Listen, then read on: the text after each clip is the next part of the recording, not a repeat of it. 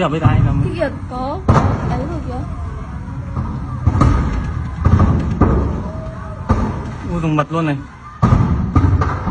Cửa kính cũng mật luôn. Nó đen như ở chúng nhà bán ga ấy chứ. Bị làm sao nhỉ?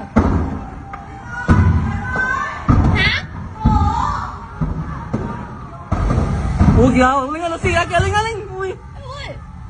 Ôi, nó xì ra nhà bên kia rồi. Bãi trưởng cái Nhưng may người trong nhà đấy ra được hết rồi. Ôi, may mà có cái xe cứu được mấy đứa con. Ui. Nó có bắn tận trong đây luôn. nó bắn sang tận đây cơ mà. Ui, cửa kính cũng bật luôn. Nó cái gì mà bắn cái này em ơi. Nhà thì kiểu bây giờ coi là Khổ thân ấy. Mẹ làm sao cả. Ôi, nó con bay sang nhà máy hồ nữa kìa. Ui. Ôi bãi trưởng. ngắt điện, gọi cho sở điện ngắt điện ngay. Chết thì mình có phải tắt không? Em không liên quan gì đến nhà mình. Chết rồi. Sợ còn về nhà gà bên cạnh này nữa chứ. Mẹ con mẹ kia lại còn đứng ở kia xem nó bắn ra cho. Cứu hộ bây giờ nó chỉ đợi tắt lửa rồi nó mới dắt. Tất nhiên là nó nổ chết. Bây giờ nó nổ ra. Tầm bình ga thế. Kìa ui. Ui. Ui kìa, ui. Sợ vãi. Phun là mâm kìa. Nhà thịt cường bài đã nổ kính kìa. Cửa kính cái thịt cường kìa. Ui, nổ đấy, thật đấy. Em ơi Ôi, nhìn sợ đấy. cái cửa kính mà em. Tôi chỉ mong hết thôi. Em ơi, có chúng nhà bán ga chứ. Ôi kìa. Ui, sợ thế. May là ra được cái không có chết cả nhà ấy. Ui, mấy đứa trẻ con May mắc là chị kẹt Điều đấy. thì Kiều chạy sang bên nhà Hồng Sơn đang sửa kìa. Cái Mấy đứa trẻ con bị mắc kẹt ở trên, may mà mãi mới cứu được thầy. xe tí nó đưa cái ấy lên này. Được cái ga xuống xong rồi mẹ nó còn phải trèo sang bên cạnh còn xuống sau mãi xuống sau cơ mà. Thế còn đứa nào nữa? Thương Ba biết. đứa, một đứa trẻ con, một đứa nhỏ với mẹ nó.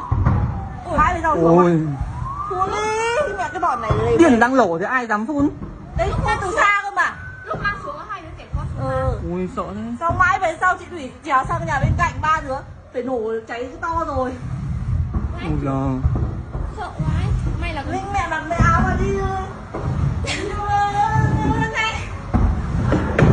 Ôi, sâu quá mọi người ơi. Thương quá. Khổ thế nhở. Đã dịch Covid thì trời. Có mỗi cái giặt này. Ôi, nó còn kiểu ui. Để cả có xe máy kia rồi. Tưởng người ở kia nhở em ơi. em ơi nếu mà Ông ơi đừng xong cái nhà này không nhân là nổ kính. nếu mà không cứu được bọn trẻ con. Ui, điện kìa. Ui. Chết rồi lộ. Sợ quá. Hơi điên là người ta bật cứu rồi đó.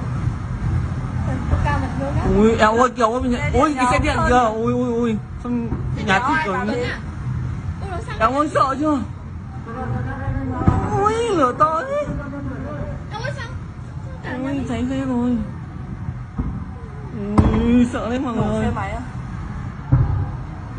Có cá mà hút luôn á.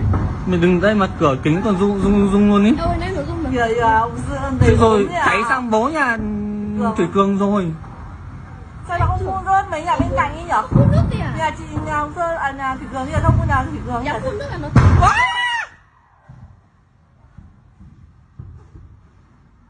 Ui sợ mọi người ơi. Mẹ bây giờ mới phun nước.